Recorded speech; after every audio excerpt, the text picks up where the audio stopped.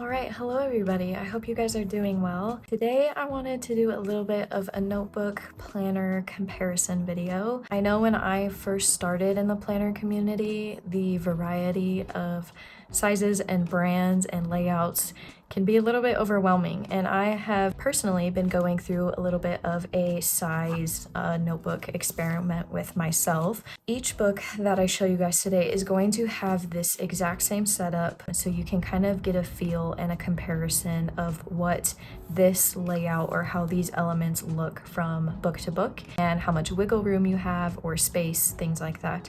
So we're gonna start out smallest to largest, and then I will compare all of them kind of stacked on top of each other at the end. We're gonna go ahead and start with the Field Notes notebook. This is the smallest one I have. I don't know if the Field Notes is considered a pocket size or not, but I will have everything linked in the description with its exact dimensions. So if you're curious on the exact sizing, I will have those below. But this is the smallest book I have. I figured comparing these all on blank pages would be the most consistent, the most fair. This is the Field Notes, and we will be comparing the Field Notes to the A6 size. This is Hobonichi. And one thing to note is that depending on the brand you're using, obviously the size of the grid can also change. So as you can kind of see, the Field Notes grid is a little bit bigger than the Hobonichi grid. So even though I wrote the exact same paragraph, the Field Notes takes up a lot more space because the grid is larger, even though it's essentially the same thing. So just keep that in mind. A lot of planners have similar grid sizing, but depending on the book and the brand, it might be different. So here is the Field Notes and the A6 compared to each other. A6, you can see, can fit a sticky note, obviously pretty easy, and you still have some space to put some things. You have a lot of space for some to-do lists, daily journaling pages. Something else that I want to mention is that what this looks like on this spread might differ from what it would look like on an actual layout. So if you look at these daily pages, my space is limited due to these layouts and quotes and kind of like predetermined setups. So this would look differently when I was actually putting in there versus just a plain grid paper. So just keep that in mind, that depending on the brand that you're using, you're gonna have to move things around accordingly, but I figured this would be the best way to compare them just on blank pages. So that is the Field Notes and the A6 compared to each other. Next, I'm going to compare the Hobonichi Weeks and the Standard TN. I'm trying to compare notebooks that are pretty similar, and then we'll do them all at the end. But this is the Hobonichi Weeks notebook, and here is what the setup looks like on this one. And then this is a PaperTessDesigns monthly booklet, but it's in the standard traveler's notebook size, which I know is a really popular size. Both of these are, so I thought it would be beneficial to compare them next to each other. As you can see, they are both pretty narrow books. They're taller than they are wide, so it does give you some wiggle room and definitely some space to utilize depending what you are needing to use this for. Obviously, the Hobonichi Weeks is maybe about 2 inches or so shorter than the standard TN, and it's a little bit more narrow as well.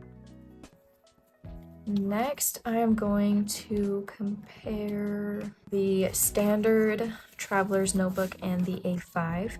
So I like comparing these because they are actually the exact same height. The standard is just less in width compared to the A5. So again, here is that layout in this guy, and here is the layout in the A5.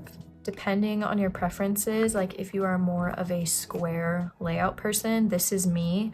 I bought this booklet to see if the narrow, kind of taller booklet would be something that I like, and I found out something I don't like because my brain can't figure out how to orient things cohesively on something that is taller. So I am personally a square girly, but that may be different for you. So these are kind of good comparisons because they're the exact same height. They're obviously just different in width. So A5 is usually the biggest size you're gonna see when it comes to bound planners and notebooks. It's a really popular size. It offers a lot of freedom and space, obviously. This is the Hobonichi notebook. It's in the A5 size, but it's just kind of their blank booklets. You can see the sticky note takes up a very small portion of this page, so you definitely have a lot of room to play with. So those are those two. And then lastly, we will do the B6 and A5.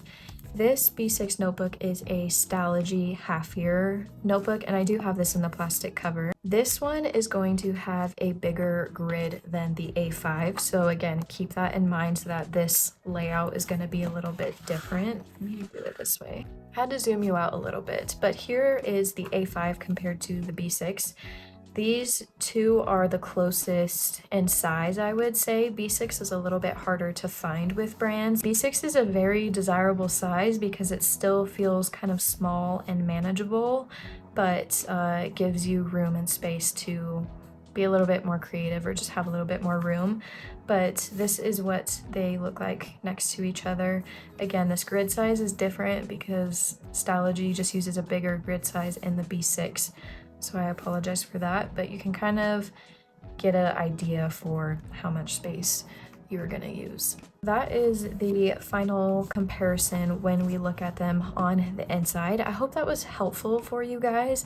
I know sometimes, like for me personally, when I see someone on YouTube with like an A6 book, it looks a lot bigger on my phone, like on the screen, than it does in person. So hopefully comparing them side by side like that can be a little bit helpful, and you can kind of gauge on how much stuff you personally can fit on the pages. I'm gonna just stack them on top of each other so you can get an idea of how they all compare on top of each other. So we will start with the A5. This is the biggest size.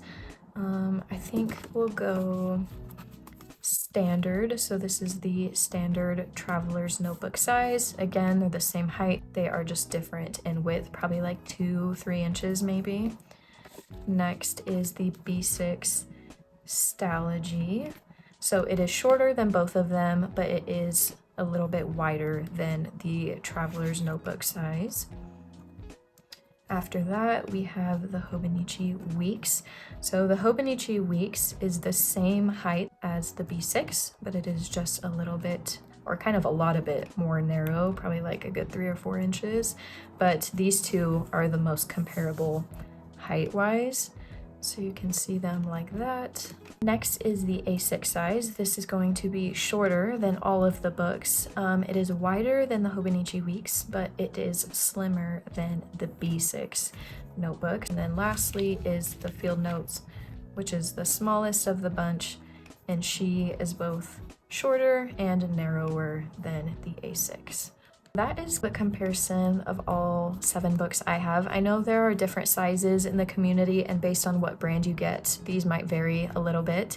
I've been experimenting in things and just trying to find my optimal size, and so I definitely think that if you are just starting out, or if you are planner hopping, or just trying to figure out how to optimize your system, this can sometimes be helpful to see them all together. So if you guys have any questions, let me know in the comments. We'll have everything linked below if you need it. Thank you guys so much for watching, and I will see you guys in the next video.